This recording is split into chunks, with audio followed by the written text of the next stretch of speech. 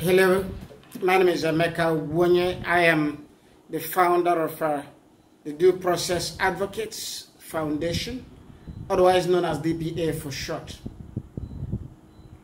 My name has been making the rounds on social media in Nigeria and probably beyond, because on Wednesday, the 14th of November, the Nigerian Police, Abuja Command, charged me with the crimes of murder and armed robbery. I was charged with the crimes of murder and armed robbery, and as you know, murder and armed robbery are about the most serious offenses any human being could commit, with the possible exception of treason and terrorism.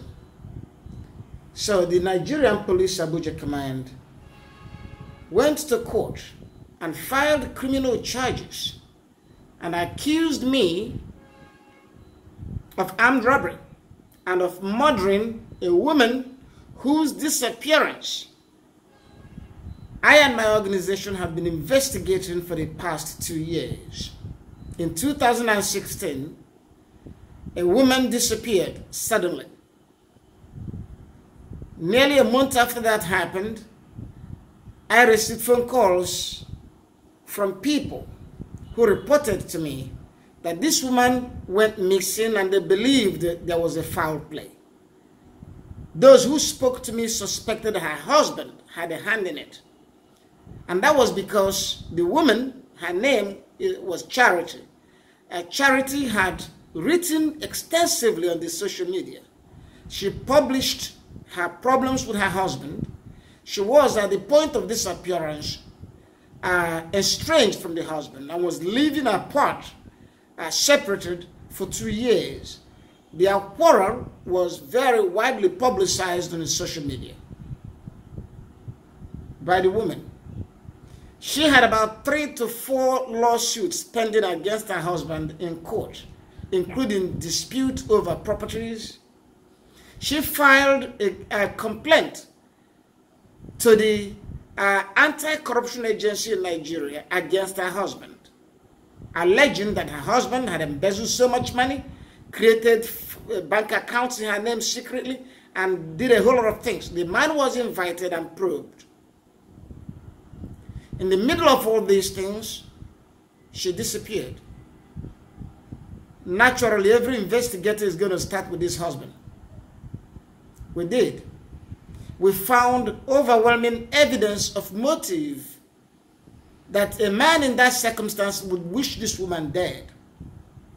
On the basis of that motive, we pursued that matter. The motive evidence, we pursued that matter.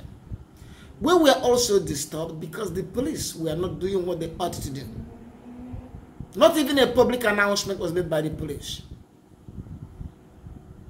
Our belief that the police was not up to the task was reaffirmed when we noticed that there was an unidentified human remain that was found in another part of Abuja 3 days after the woman was last seen. We found that even though the unidentified human remain was found by another branch of the Abuja Command, the main office handling the investigation of the disappearance of Chacha wasn't aware of that. Anywhere else in the world, that was enough for us to give up on the police. So with that level of incompetence on the part of the police, we doubted that the police could do the work. But of course, we offered to help the police. So our organization made the connection between the unidentified body that the police found with the missing woman that the police was supposedly searching for. Despite such a breakthrough, all over the world, we're supposed to get a medal. We're supposed to be praised by the police for helping solve this crime. The police did the unprecedented. They denied that we were right. They insisted that the body was not Charity's body. They lied and claimed that they did DNA test. I met a deputy commissioner of police in Abuja right at the time. Ame was his name. He's now police commissioner Ame. I explained to him, I explained the basis upon which we made the theory that the body found must be Charity's body. Nothing was done. The police was in denial. We were exasperated, we were disappointed. The police were not working hard. They were not doing the right things, in our opinion. And as far as we are concerned, they might never be able to explain the death of this woman or to solve what happened. Finally, 2 years after, the police paraded 2 men. On the parade video, we could see that one of them had bandage on his forehead, which was a sign of being beaten or tortured. We responded in social media by saying that the confessions obtained by those men did not seem legitimate, did not seem voluntary. We were also disappointed that those men were detained for weeks without access to lawyers. They were, from that detention, paraded, and they were confessing.